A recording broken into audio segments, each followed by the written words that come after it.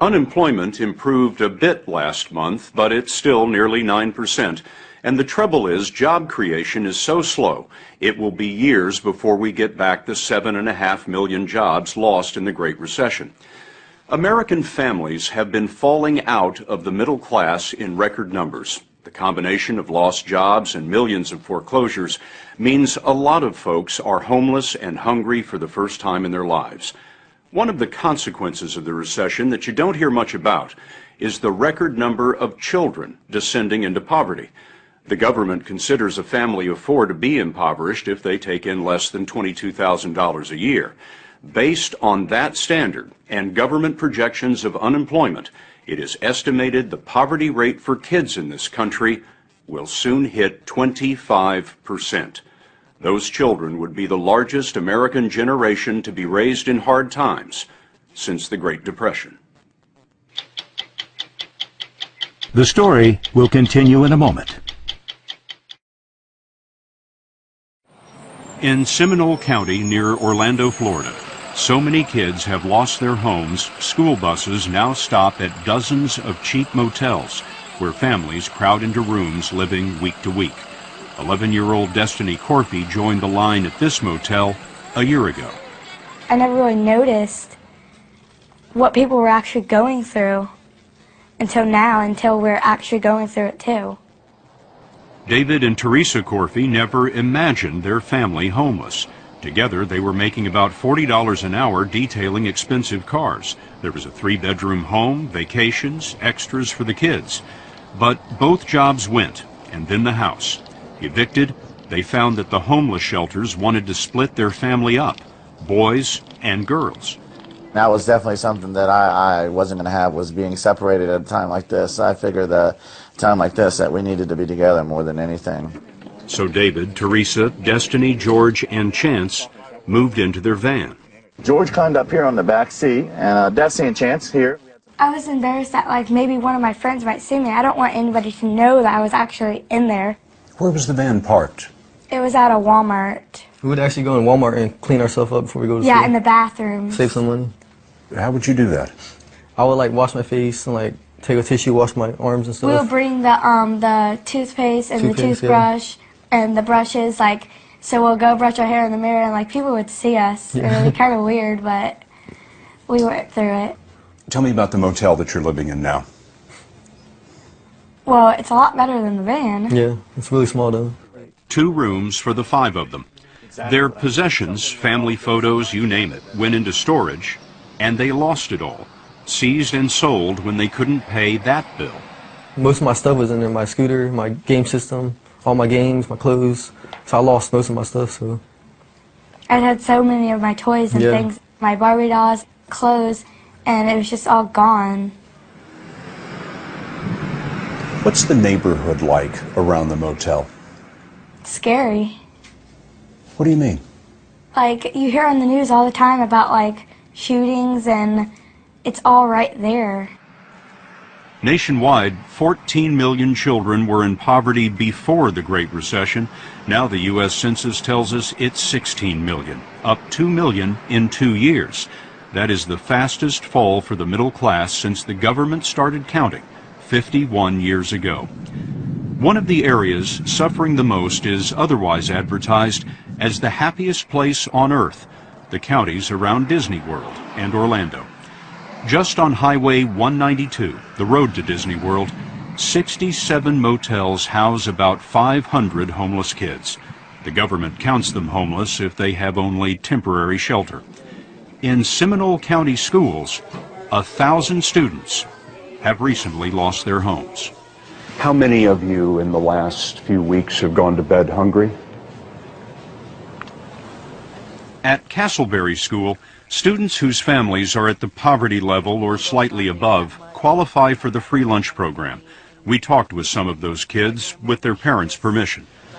Who can tell me what it's like to feel hungry?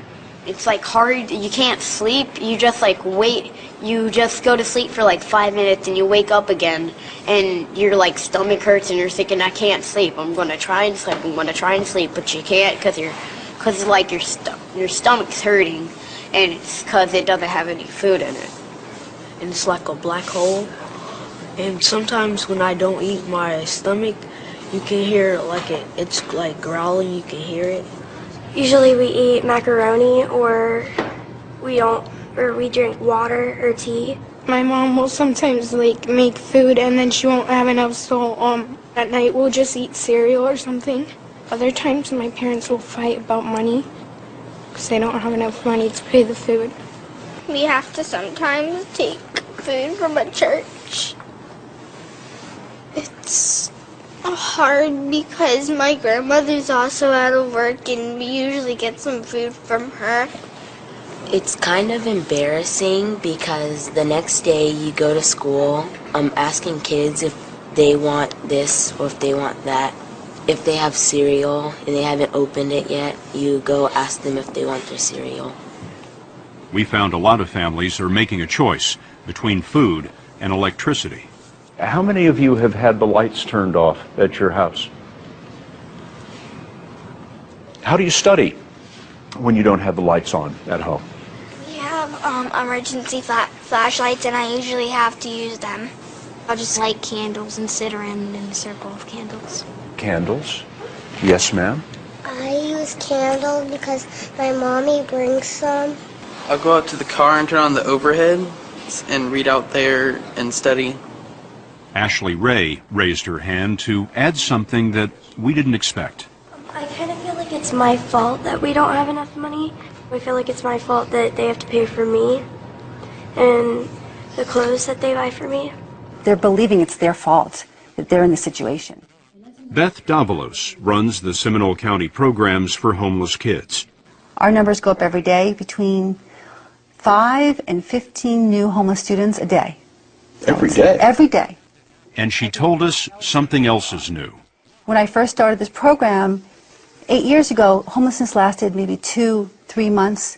But now with it lasting 3, 6 months, a year, or 2 years, this is when children are developing who they are and their foundation is broken. How are these kids doing in school? They're struggling. It's much harder. They're more at risk of not doing well. They're focusing on how can I help mom and dad. We have so many students that want to quit school and go to work. Beth Davalos is working to keep Jacob Braverman on track in school. His family lost this house suddenly in October. When he got off the bus that day, the door was locked. That was the last thing I expected. It wasn't your house anymore. Yeah. His mother, Rosa, lost her job, but the eviction was a shock. The bank told Rosa she had 30 days, but it was 5 days later that the cops moved them out. There's a lot of chaos in foreclosures all across the country because of the sheer number of them. There were 1 million last year, and another 1 million are expected this year. In Florida, the counties with the highest foreclosure rates see some of the biggest increases in child poverty. Rosa was suddenly on the street, and like the Corfis, she faced splitting up her family. This is what is important, is family is wherever you are, together. It doesn't matter if it is in your house, if it is in one room, or in your vehicle. As long as you're with your family, you're going to make it through all of this that's been going on. All of it. Do you find yourself trying to cheer your mom up? Sometimes, yeah. And when you do that, what do you tell her? I love you, Mom. That always works. Yeah. Rosa, Jacob, Joey, and the dog are all in one room, right across the street. The neighbors took them in. We've seen a lot of that in our stories on the recession, neighbors, even strangers, opening homes to the homeless. We talked to the Bravermans at the neighbor's house. They've been here 3 months, and that is starting to worry them. I want to give the neighbors their own privacy, too. You know, I don't want to be invasive. So you miss your privacy from across the street. What else? Sometimes, you know, I have to go to the bathroom at night, and here I have to be, like, really, really quiet, because if I wake them up, I don't want to make them upset and get us kicked out. Homeless kids tiptoe in a world of insecurity, hoping to be invisible. People said that I talk too much, and now they say that I don't talk enough, and that I'm really shy, I guess. You think all this has changed you? Yeah, and I haven't realized it. but I think I've gotten very mature in a very short amount of time. Look for the homeless in Seminole County, and you'll find Robert Williams' family of 5 in one motel room. He and his wife lost their tourism jobs several months back. When Angel Abreu lost his construction job, he and his wife had to split their family among relatives. They see their 3 young children on weekends, and on Sunday evenings when we saw them, the goodbyes are always painful. Destiny Corfey's family got out of that van and into a motel when her dad found a little day labor to scrape together a deposit on the room. He applied at car washes and at Disney World and worked as a bricklayer's assistant, but it was nothing steady. And as the hotel bill came due, David was short. He found himself prepared to do nearly anything to keep his family from being split apart by the homeless shelters. So as embarrassing as it was, I sat down with a magic marker, and I've seen these people on the road with these signs before, and I wrote a sign out. What did the sign say? It said, "Please help, family of 5." Every truck that went by would holler up out to them or let them see my sign, "Hey, do you need any help? You know, can I get a job? Do you need any help?" I didn't think that it was going to have to like come down to that. Like, he was actually going to go and take the sign and show it to people, and I don't want people to know like that he's my dad. Like, I don't want to be embarrassed by people. You must have thought that you would never be that guy, the guy with the sign. Never in a million years I think that would be me. And I told my wife, this is America, and America is full of wonderful people, and I'm going to go out and see what I can do and see if there's someone out there that can help us. He showed us the sign that eventually caught the eye of a woman who stopped to say she might have a job for him. And sure enough, that phone rang about a week later. She said, "David, I'd like to tell you, you're golden. We have a job for you, and you can start Friday." And that's where you got the hat. That's where I got the hat. And the University of Central Florida. Absolutely, and I've been wearing this hat ever since. He's a parking attendant, $10 an hour, and that's enough to keep the motel room, but not enough to get out. George dropped out senior year to look for work, but Destiny is still being picked up on the school bus route for homeless kids.